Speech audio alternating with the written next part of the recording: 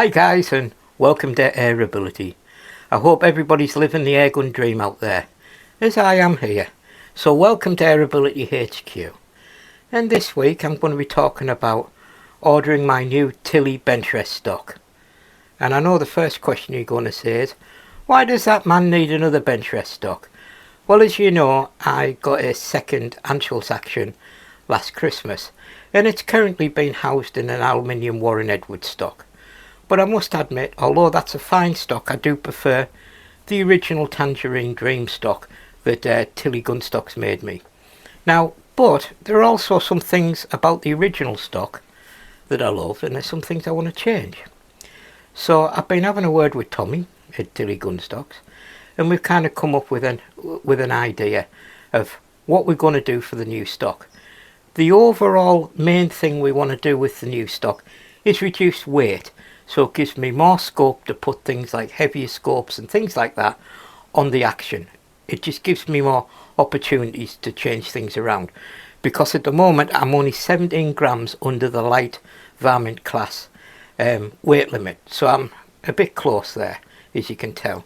So what we're going to do with the minor changes we're going to look at with the new stock is we're going to take some of the meat out of the original Tangerine Dream design.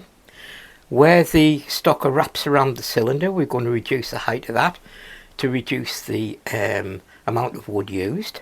We're going to make it about 1.5 inches shorter, again lightening things up a little bit. When we get to the back here, we're going to reduce the height of the milled in inset for the action for two reasons. One, we're going to remove some wood for the weight, and secondly, it'll give me access to the hammer spring screw without having to cut a groove in the back of the stock.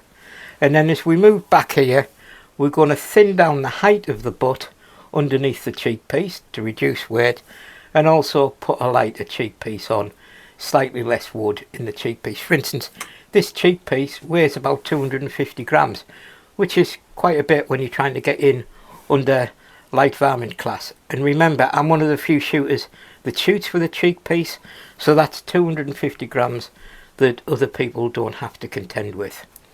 So how do you go about building a stock? So first of all, you pick your stock maker. I picked Tommy because I've used them several times, but what you try to do is try and pick a stock maker that makes stocks in the style that you want. It's no good going to a stock maker and saying, can you go to stockmaker A and ask him to build a stock like stockmaker B would make. You need to, go along with the overall style of the stockmaker. Also, if you can, have a relationship with the stockmaker where you can talk about your needs.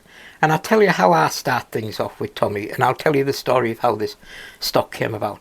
So, I'm not an artist, but I sent Tommy a drawing of what I wanted.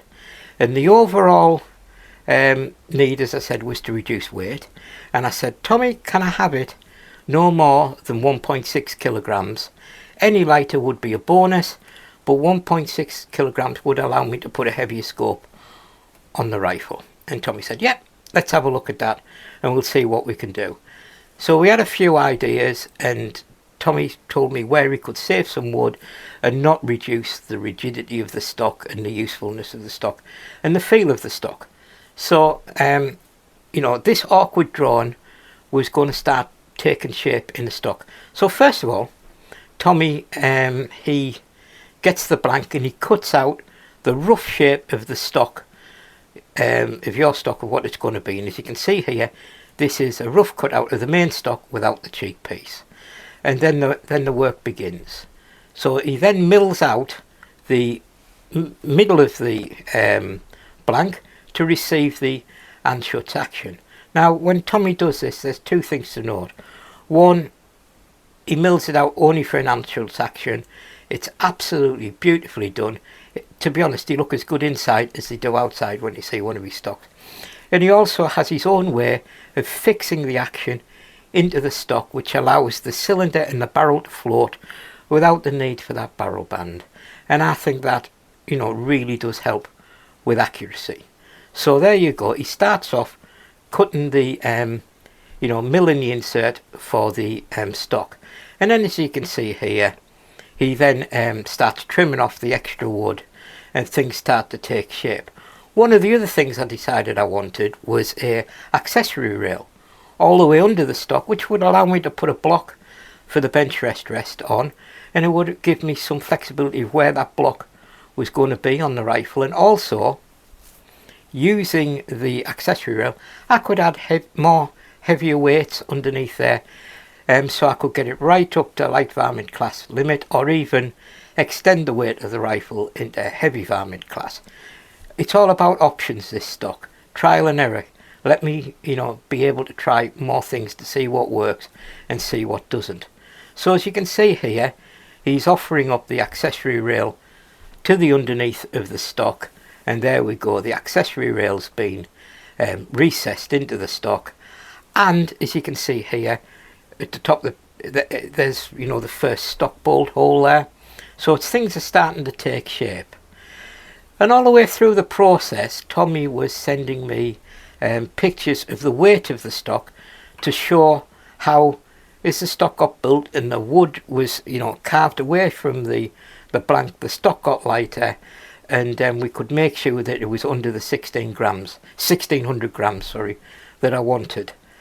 And this picture shows I'm a left-handed, as you know, and when I'm shooting bench rest, I like to shoot in a thumbs up position, and this allows you to kind of pinch the trigger directly back and forward. You're not pulling the trigger side to side, you're pulling the trigger directly to your thumb.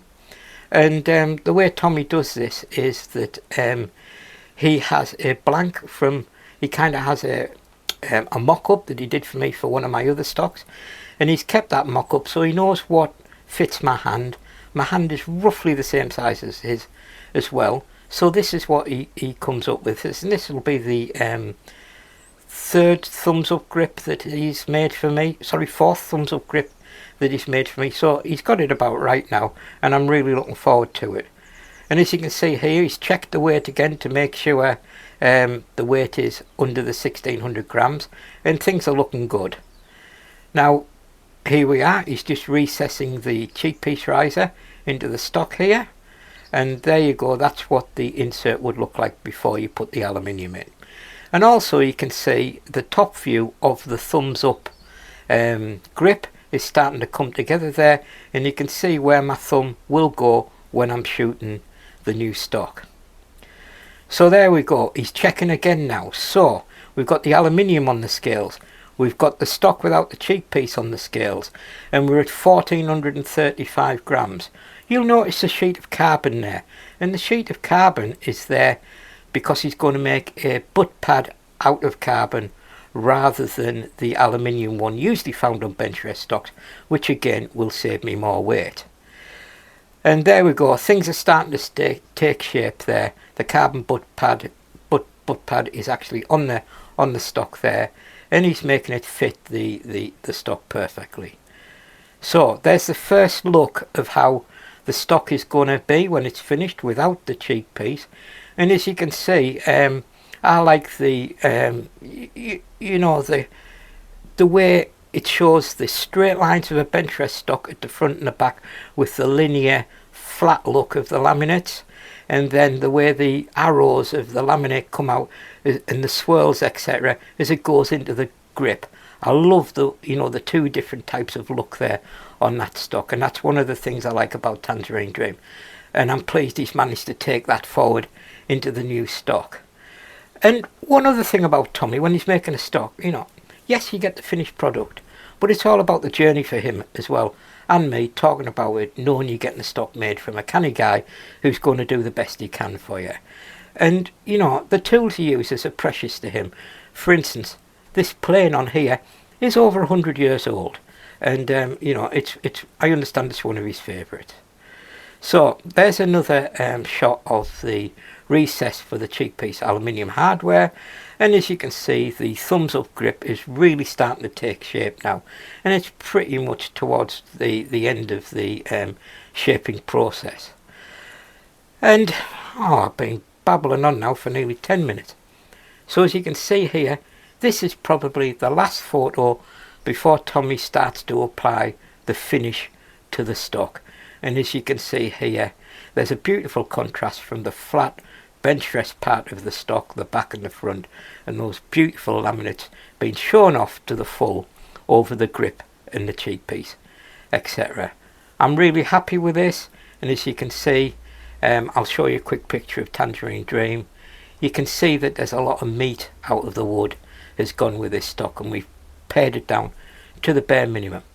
There's going to be a second part of this video, and that's when Tommy's stock finally arrives. I'm going to do an unboxing, I'm going to fit it to the action, and I'm going to see if it met all my requirements and see how happy I am with it.